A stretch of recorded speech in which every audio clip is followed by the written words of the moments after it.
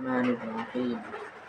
عن عوس بن عوس رضي الله تعالى عنه قال قال رسول الله صلى الله عليه وسلم من غسل يوم الجمعة واغتسل وبكر وذكر ومشى ولم يركب ودنا من الإمام استمع ولم يلغو كان له بكل خطوة عمل السنة أجر صيامها وقيامها।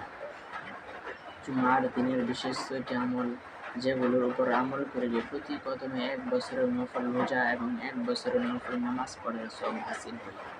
Number ১, পরিষ্কার পরিচ্ছন্নতার কাজ ছেড়ে গোসল করা। নাম্বার ২, তাড়াতাড়ি মসজিদে আসা। নাম্বার ৩, পায়ে হেঁটে মসজিদে আসা, কোনো যানবাহন গ্রহণ না করা। নাম্বার ৪, ইমামের কাছাকাছি বসার চেষ্টা করা।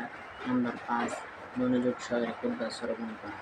নাম্বার ৬, অহেতুক কথাবার্তা কিংবা অন্য কোনো কাজে লিপ্ত না হওয়া।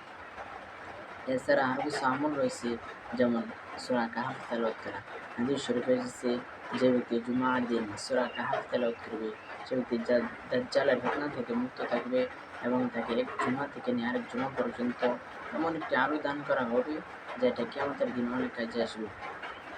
বেশি বেশি দরুদ শরীফ পাঠ করা, বিশেষ করে ২ খুতবার মাঝখানে হাত উত্তোলন না করে মনে মনে দোয়া করা, মাগরিবের পূর্বক্ষণে দোয়ার মধ্যে লিপ্ত হওয়া। আল্লাহ তাআলা আমাদেরকে আমল করার তৌফিক দান করুন।